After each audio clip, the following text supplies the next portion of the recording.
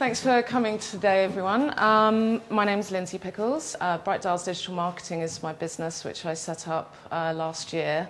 My background is very much kind of digital media and marketing. And I set the business up to help SMEs, startups and agencies really get to grips with what digital marketing is, develop a strategy, and how to use content and social media. I also help with email and data and analysis, so I offer those services as well. And I'm doing various kind of training and workshop days. So I'm doing a couple of sessions with the Brighton Chamber, bite-sized learning, so that's coming up, and working on developing kind of digital marketing training days as well. I also run events actually quite similar to this for businesses, and I just ran one on Monday for London Mobile Games Week. So today I wanted to give you what I'd say are sort of guiding principles and ideas on how to use social media. It's a massive subject area. It's very difficult to sort of put that into 10-15 minutes, but let's kick off. So I wanted to sort of explain there's three types of social media. So this runs across whether it's Twitter, Facebook, or whatever. So this idea that you have your owned media, so that's channels that you own, that you put content out on. So that's what you own and control. Earned media, and that's what's really important about social media. Earned media is other people talking about your brand or your product or services. So this is very powerful, and it can be very powerful in a good way, or it can be very powerful in a negative way. So that's something that's quite new and immediate for social media. Then you have, obviously, paid. So I'm sure many of you have used Facebook for paid campaigns, or perhaps you haven't, but it's becoming more and more difficult to use social media organically. You really do need to think about using paid media as well as part of your activity. And it's also, we're kind of at an advent of some very interesting things happening for the e-commerce sector, particularly with things like buy buttons coming on, buying straight off Pinterest, and so on and so forth. Also, Instagram advertising it's already launched in the UK, but it's going to be rolled out to everyone quite soon. So every client that I work with, I start with what is your strategy? I mean, this is it at its most basic. But you're sitting in the middle. Who is your audience, and how do you communicate with them? How do you engage with them?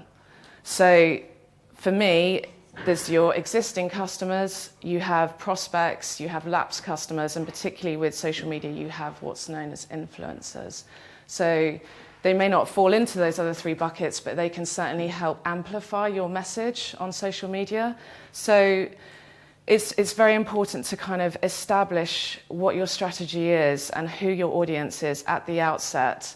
And as part of that exercise, it's things like developing personas to understand who you're talking to and what tone of voice you want, how you want to speak to that audience, especially if you've got more than one person managing your social channels.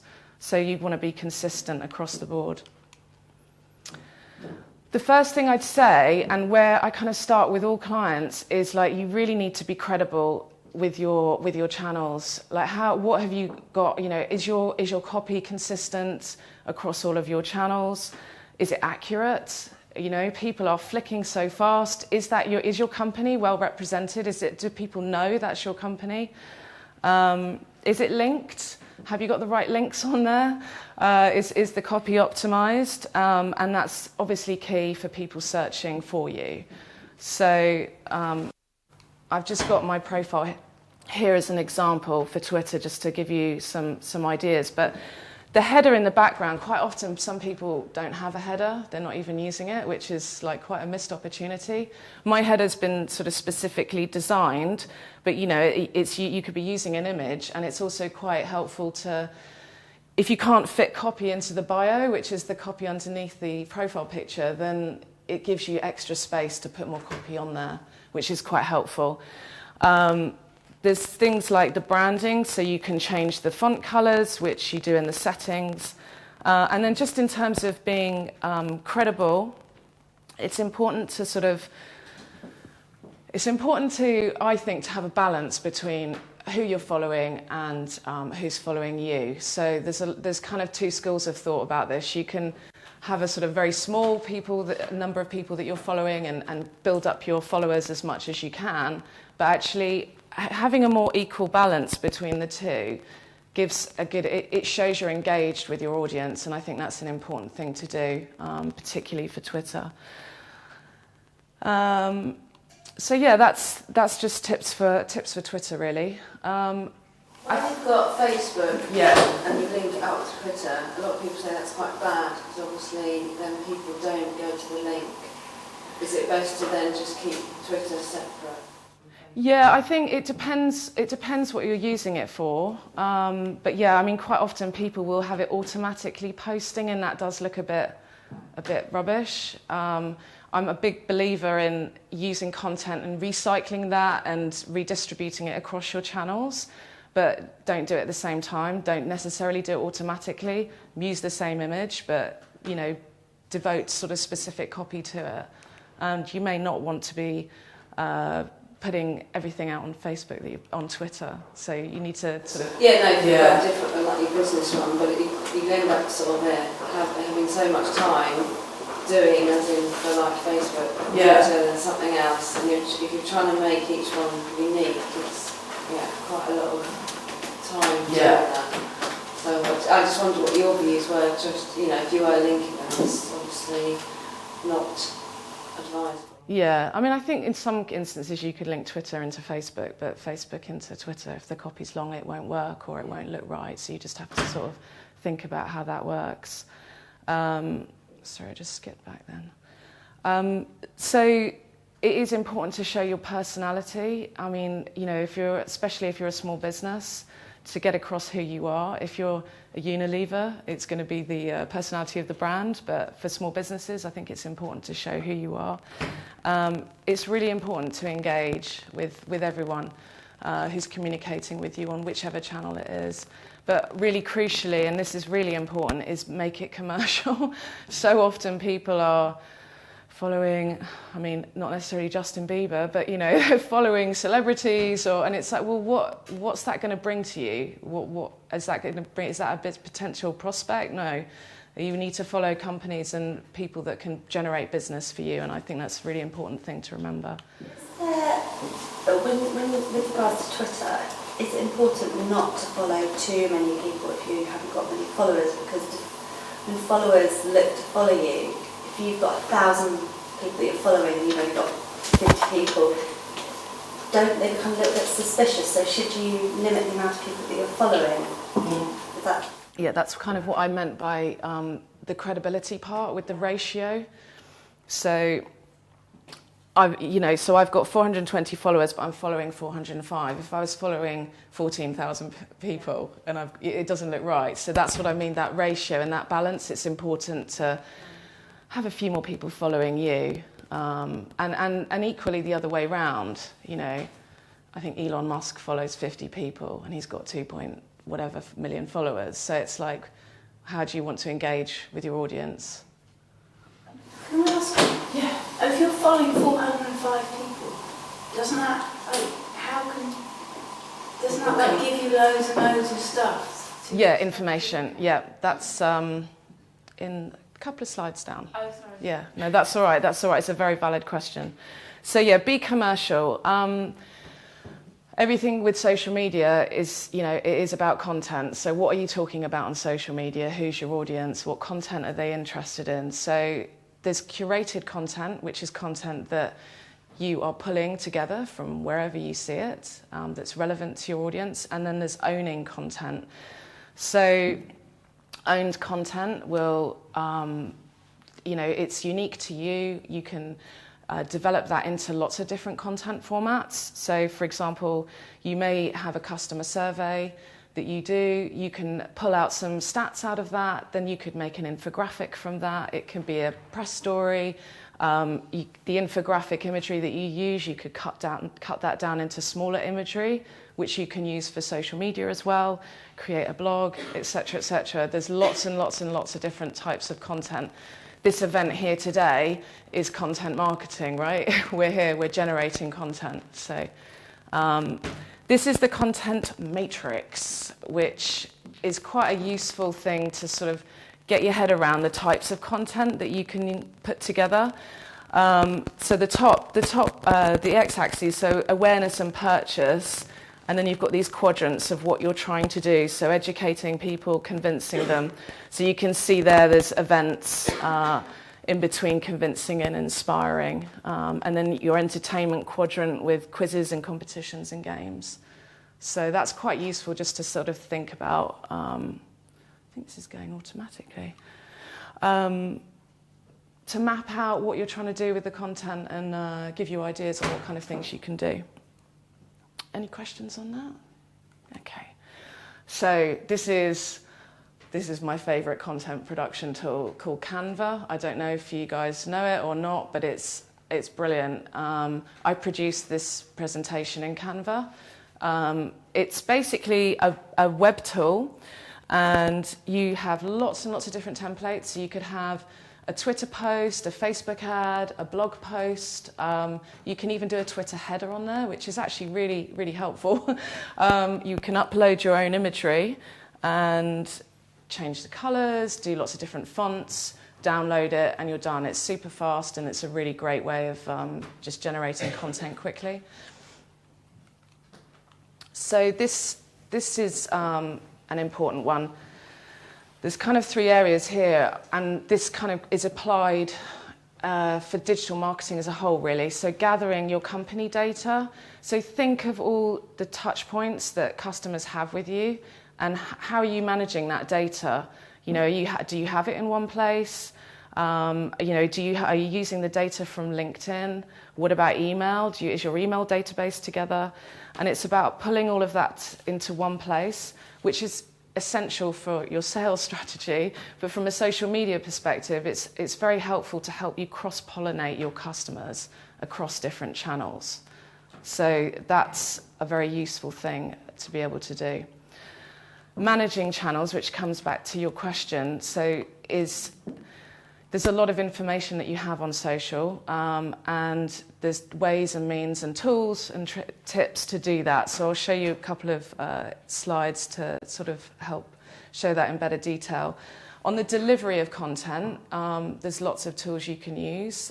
There's Buffer, TweetDeck, which I will show you as well, Hootsuite. So there's lots of different ways of delivering content. And the reason why it's good to use a tool for that is that it will all be held in the platform. You can have the analytics side, so you can see what different posts are doing, and you can rebuffer it and do it again. So that's is a helpful thing to do. So extending on that point, so with LinkedIn, it's just things like, you know, the blue copy there, that's how you export your LinkedIn contacts. So you can download your database, you have your database there, you can then use that to sync up with your channels, so whether it's Pinterest or Twitter or whatever. And vice versa, you're able to sync contacts into LinkedIn. So this is just an example, but most of the channels will do that. Which is a useful thing to be doing. So using data, it's really important to know, you know, digital marketing is so trackable. So it's really important to use that. So many people I speak to, and they never use Google Analytics, and it's like, well, how do you know what's going on with your site?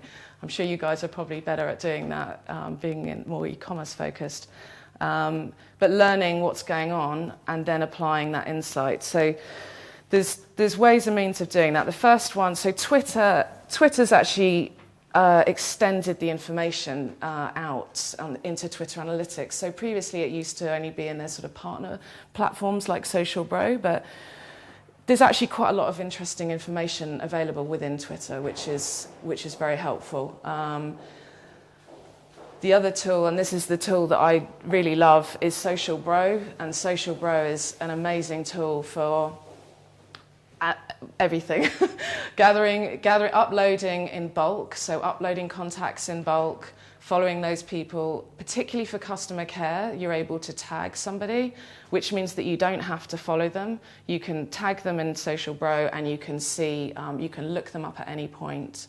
And if they come back to you again, you can tag them again.